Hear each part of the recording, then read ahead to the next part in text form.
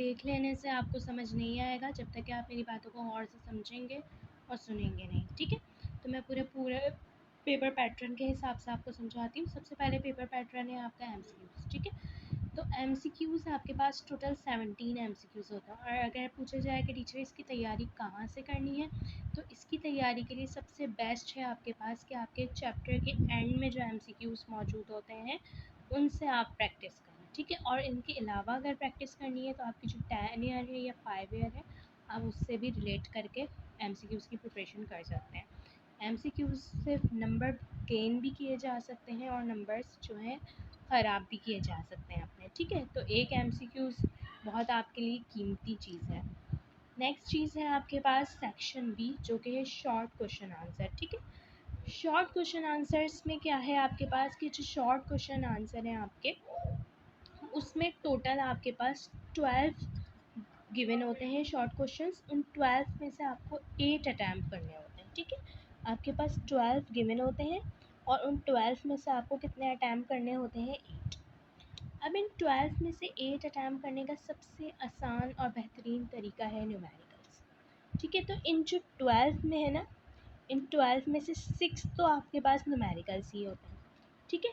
और बाकी 6 आपके पास थ्योरी होती है, ठीक है। यानी 6 न्यूमेरिकल 6 थ्योरी मिलके 12 क्वेश्चन हो जाते हैं। और 12 में से आपको कितने अटैम्प्ट करने होते हैं? 8। अगर आपकी न्यूमेरिकल्स की बहुत अच्छी प्रिपरेशन है, फॉर्मूलाज रटे में हैं, न्यूमेरिकल्स की बहुत अच्छी प्रिपरेशन है, आप क्वेश्चन को बहुत अच्छे से समझ पाते हैं, तो आप टोटल 6 न्यूमेरिकल्स अटैम्प्ट कर सकते हैं और कोई भी 2 शॉर्ट क्वेश्चन अटैम्प्ट करके आपका सेक्शन बी कम्प्लीटली सॉल्व हो सकता है, ठीक है। तो अगर आपको सेक्शन बी पे अच्छी तैयारी करनी है, इसकी बहुत अच्छे ना मार्क्स गेन करने हैं, तो आपने न्यूमेरिकल्स की प्रैक्टिस करनी है। और दूसरा फ़ायदा ये है कि न्यूमेरिकल्स में आपके पास मार्क्स कटिंग के चांसेस बिल्कुल भी नहीं होते हैं, ठीक है।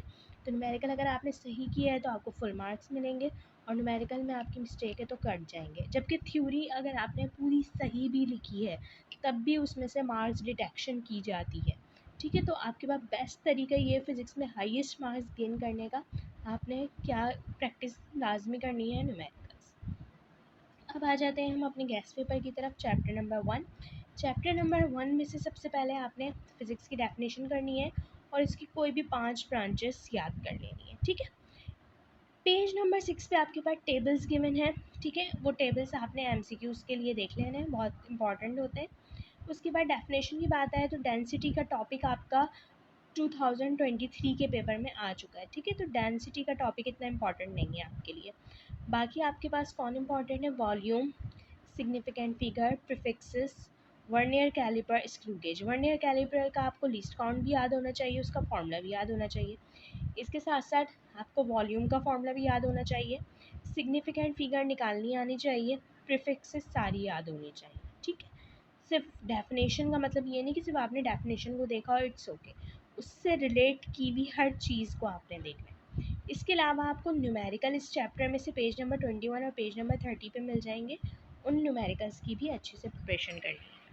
Okay, next chapter number 2, kinematics. सबसे पहले काइनेमेटिक्स की डेफिनेशन आपको याद होनी चाहिए। इक्वेशन ऑफ मोशन देखिए हमारे पास 3 है, फर्स्ट सेकंड थर्ड। सेकंड वाली जो है वो आपकी 2023 के पेपर में आ चुकी है, तो अगर आपको आती है तो एक नज़र देख लीजिएगा, वरना ये इतनी इंपॉर्टेंट नहीं है। असल जो इम्पॉर्टेंट चीज़ है वो आपकी कौन सी इस बार है? Third equation, VF square is equals to VI square plus 2AS, ठीक है। तो ये वाली इक्वेशन जो है आपके पास इस बार इंपॉर्टेंट है, इसकी पूरी डेरिवेशन की आपने बहुत अच्छे से प्रैक्टिस करनी है, लॉन्ग का क्वेश्चन होता है। डिफरेंसेस इस बार कौन से इंपॉर्टेंट है आपके लिए? अच्छा, दूसरी बात, जैसे कि मैंने आपको कहा कि 6 न्यूमेरिकल आपने अटैम्प्ट कर लिए। कितने न्यूमेरिकल्स अटैम्प्ट कर लिए? 6 न्यूमेरिकल अटैम्प्ट कर लिए, शॉर्ट की बात कर रही हूँ मैं। अब उसमें एक और ऐड कर लें आप, डिफरेंस भी लाजमी आता है आपके पास शॉर्ट क्वेश्चन में। अगर आपने 6 न्यूमेरिकल कर लिए और एक डिफरेंस, अगर आपको बुक के सारे डिफरेंसेस याद है तो उनमें से कोई एक आपका लग जाएगा, ठीक है। तो आपके टोटल आपने कितने क्वेश्चन अटैम्प्ट कर लिए? 7। यानी आपने शॉर्ट के 7 क्वेश्चन अटैम्प्ट कर लिए हैं सिर्फ न्यूमेरिकल से और डिफरेंस, ठीक है। तो डिफरेंस इस चैप्टर में कौन सा इंपॉर्टेंट? डिस्टेंस डिस्प्लेसमेंट का है, स्पीड वेलोसिटी का है, स्केलर वेक्टर का। एटलीस्ट 4 पॉइंट याद होने चाहिए आपको, ठीक है, कि अगर एक आध भूल जाएं तो आपके पास चॉइस हो लिखने की। नेक्स्ट चीज़ है डेफिनेशन ऑफ एक्सेलरेशन। एक्सेलरेशन की डेफिनेशन याद होनी चाहिए, इसके साथ साथ डिक्लेरेशन की भी डेफिनेशन याद कर लिएगा, ठीक है। इसकी derivation v f is equals to v i plus a t, बहुत छोटी सी डेरिवेशन है, ये भी आनी चाहिए, शॉर्ट में आ सकती है। न्यूमेरिकल्स आपने बुक के सारे अटैम्प्ट करने हैं, उसके साथ साथ एग्जाम्पल वाले क्वेश्चंस की भी प्रैक्टिस करनी है, ठीक है। हर चैप्टर में एग्जाम्पल प्रॉब्लम्स गिवन होती हैं, आपने उसकी भी प्रैक्टिस करनी है। नेक्स्ट चैप्टर है चैप्टर नंबर 3, डायनेमिक्स। डायनेमिक्स में आपके पास जो इम्पोर्टेंट डेफिनेशंस हैं वो मैंने लिख दी है। अच्छा, दूसरी बात, डेफिनेशंस का मकसद ये नहीं कि सिर्फ आपने फोर्स, अगर मैंने लिखा है सिर्फ आपने फोर्स की डेफिनेशन याद कर ली, इट्स ओके हो गया। फोर्स की डेफिनेशन के साथ इसकी आपको एसआई यूनिट पता होना चाहिए, ये स्केलर है, वेक्टर है, ये पता होना चाहिए, इसका फॉर्मूला पता होना चाहिए, ठीक है। तो इसी तरीके से फोर्स की, मोमेंटम की, इनर्शिया की भी डेफिनेशन आपको गिवन होगी फर्स्ट लॉ के अंदर, ठीक है। फर्स्ट लॉ को लॉ ऑफ इनर्शिया कहा जाता है। तो फर्स्ट लॉ और लॉ ऑफ इनर्शिया तो एक ही चीज़ है, लेकिन खाली अगर इनर्शिया पूछा जाए तो इनर्शिया की डेफिनेशन डिफरेंट है, वो आपके फर्स्ट लॉ के अंदर ही गिवन है।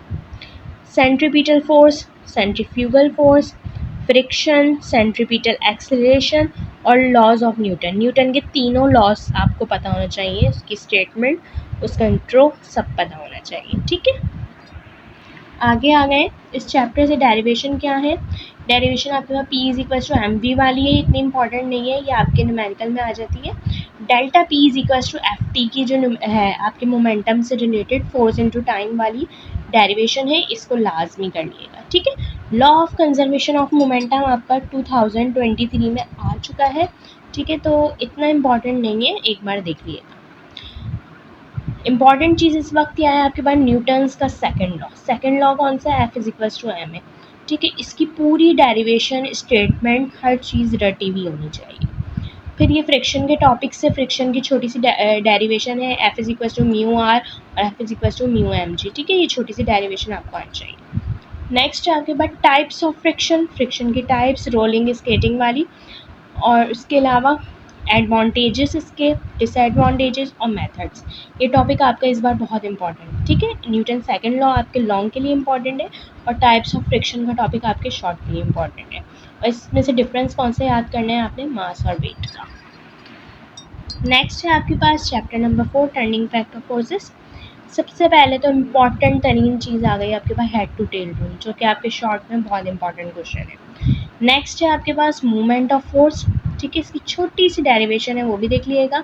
Conditions of equilibrium, first condition, second condition, बहुत इंपॉर्टेंट है, ठीक है। और ये जो टॉपिक है आपका इक्विलिब्रियम और स्टेट ऑफ इक्विलिब्रियम, ये आपका 2023 में आ चुका है, तो इतना मैं कहूँगी कि ये इंपॉर्टेंट नहीं है, ठीक है। तो आपका असल चीज़ है कंडीशंस ऑफ इक्विलिब्रियम, इस बार इक्विलिब्रियम की डेफिनेशन और उसकी कंडीशंस और मूवमेंट ऑफ फोर्स का टॉपिक, ठीक है। डेरिवेशन इस चैप्टर से जो लॉन्ग के लिए इंपॉर्टेंट है, उसमें ये वाली मज़ीद ऐड कर लिएगा, बहुत इंपॉर्टेंट है, ये लाजमी आएगी। रेजोल्यूशन ऑफ वेक्टर के नाम से F x is equal to F cos theta, F y is equal to F sine, इसकी पूरी डेरिवेशन रट लेगा, हर चीज़, इसके एंगल, इसके बेस, हाइपोटेनियस, हर चीज़ आपने रट लेनी है, ठीक है। 2023 में इसकी ये वाली डेरिवेशन आ चुकी है, इसलिए ये वाली इंपॉर्टेंट नहीं है।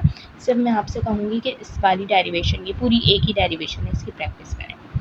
Next definition, torque. मैंने कि जैसे कहा, सिर्फ डेफिनेशन याद नहीं करनी, यूनिट, स्केलर, वेक्टर, फॉर्मूला, हर चीज़ आपको पता होना चाहिए। Centre of gravity, types of equilibrium, ठीक है।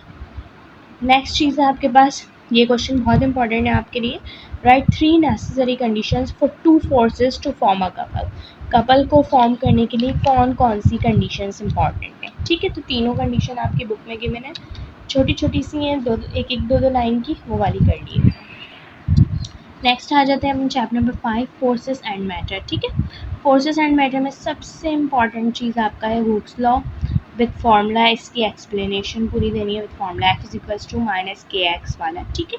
बहुत इंपॉर्टेंट क्वेश्चन है, आपने लाजमी करना है। इसका प्रेशर वाला जो टॉपिक है, फैक्टर अफेक्टिंग प्रेशर, ये 2023 में आ चुका है, तो मैं कहूँगी ये इतना इंपॉर्टेंट नहीं है, लेकिन इसका एक न्यूमेरिकल है पेज नंबर 121 पे, उस न्यूमेरिकल की आपने प्रैक्टिस कर लेनी, ठीक है। ये न्यूमेरिकल की आपने प्रैक्टिस करनी है, बाकी ये इतना इंपॉर्टेंट नहीं, ठीक है। फिर नेक्स्ट है Pascal's law with full explanation, long के लिए बहुत इंपॉर्टेंट क्वेश्चन है, पास्कल लॉ, उसकी एप्लीकेशन, ये आपने बहुत अच्छे से प्रिपरेशन करनी है। नेक्स्ट है आपके पास चैप्टर नंबर 6। चैप्टर नंबर 6 है ग्रेविटेशन।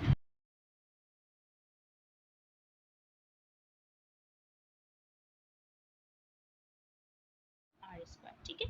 इसकी आपने जो है डेरिवेशन पूरी करनी है, इसकी फिगर भी बनानी है, ठीक है। और साथ साथ इसकी जी की, आर की, इन सब की वैल्यूज़ को भी लिखना है लास्ट में, ठीक है। उसके बाद है कैलकुलेट मास ऑफ अर्थ। ये भी बहुत इंपॉर्टेंट क्वेश्चन है, इन दोनों में से कोई एक डेरिवेशन लाजमी आएगी आपकी, ठीक है। नेक्स्ट है डिफरेंस। इस चैप्टर का डिफरेंस है आर्टिफिशियल और नेचुरल सैटेलाइट। छोटी सी डेफिनेशन है ग्रेविटेशनल फील्ड, क्रिटिकल वेलोसिटी, ये देख लीजिएगा। नेक्स्ट चैप्टर है chapter number 7 properties of matter. एक छोटा सा डिफरेंस है आपका, वाई सॉरी डिफरेंस बोल रही हूँ, रीज़न है आपका why is kinetic model of matter called kinetic, ठीक है। इसे को कर लिएगा। नेक्स्ट है what is the effect of temperature on average translational kinetic energy of molecules. ये दोनों आपके जो हैं सॉरी रीजंस हैं, ठीक है। ये बुक में भी गिवन थे, ठीक है। तो इन दोनों को कर लीजिएगा। नेक्स्ट चीज़ जो इससे इम्पॉर्टेंट है वो है आपका बॉयज़ लॉ और चार्ल्स लॉ। इस दोनों की डेरिवेशंस आपको आनी चाहिए, ठीक है। इसकी स्टेटमेंट, इनका इंट्रो, इनका सब कुछ विद फार्मूला विद डेरिवेशन आपको आनी चाहिए। नेक्स्ट चैप्टर है chapter number 8 energy sources and transfer of energy. Definition कौन कौन सी work, power, kinetic energy, efficiency, बहुत इंपॉर्टेंट है। फिर वही बात, खाली डेफिनेशन नहीं करनी, इसका आपको हर चीज़ पता होना चाहिए, फार्मूला, स्केलर, वेक्टर, ठीक है। और हर चीज़ पता होनी चाहिए, ठीक है। वर्क के दो फार्मूलाज हैं, एक कॉस थीटा वाला भी है और एक सिंपल वाला भी है, दोनों आने चाहिए। छोटी छोटी सी डेरिवेशन है वर्क की और पावर की, काइनेटिक एनर्जी, सब आनी चाहिए। नोट आपका इस बार नॉन रिन्यूएबल पर आ सकता है, ठीक है। Next derivation. डेरिवेशन कौन कौन सी इंपॉर्टेंट, जैसे अभी मैंने कहा एफ डी कॉस थीटा वाली, वर्क की, काइनेटिक एनर्जी की डेरिवेशन और पोटेंशियल एनर्जी की डेरिवेशन एम जी एच, ठीक है। इस चैप्टर से ये 3 डेरिवेशन इंपॉर्टेंट है। नेक्स्ट आ जाते हैं हम चैप्टर नंबर 9 की तरफ, thermal properties of matter. Definition कौन सी इंपॉर्टेंट है, linear thermal expansion, volumetric expansion, इन दोनों में से एक लाजमी आएगी, ठीक है। उसके अलावा हीट कैपेसिटी की डेफिनेशन, स्पेसिफिक हीट कैपेसिटी का फॉर्मूला भी आना चाहिए, स्पेसिफिक हीट का भी फॉर्मूला आना चाहिए, heat of fusion, latent heat of fusion जिसे कहते हैं, ठीक है। उसके अलावा फार्मूलाज की कन्वर्जन आनी चाहिए, ठीक है। कि सेल्सियस से फ़ारेनहाइट में कैसे आएँ, फ़ारेनहाइट से केल्विन में कैसे जाएँ, केल्विन से सेल्सियस में कैसे आएँ, केल्विन से फ़ारेनहाइट में कैसे आएँ, ठीक है। तो इन तीनों के फॉर्मूलाज हैं, उन तीनों के फॉर्मूलाज कन्वर्जन आपको लाजमी आनी चाहिए। नेक्स्ट है heat of fusion. Heat of fusion का टॉपिक और हीट ऑफ वेपराइजेशन का टॉपिक बहुत इंपॉर्टेंट है, लाजमी आना चाहिए विद एक्सप्लेनेशन। इस चैप्टर से डिफरेंस कौन सा इंपॉर्टेंट है आपका, हीट टेम्परेचर का इंपॉर्टेंट है। इसके अलावा application of thermal expansion, thermal expansion कहाँ कहाँ यूज़ किया जाता है, जैसे कि रेलवे ट्रैक वगैरह वाला जो थे एप्लीकेशन, वो सारी आपको आनी चाहिए। होपफुली अगर आपने इन तमाम चीज़ों की बहुत अच्छे से प्रैक्टिस की, बहुत अच्छे से न्यूमेरिकल की प्रैक्टिस की, तमाम डेरिवेशंस आपको रटी हुई हुई, तो आपके फिज़िक्स के पेपर में फुल मार्क्स गेन करने से कोई नहीं रोक सकता, ठीक है। तो बहुत अच्छी तैयारी करें, अपने पेपर को बहुत अच्छा दें और फिर कमेंट्स में मुझे ज़रूर बताइएगा कि आपका पेपर कैसा हुआ।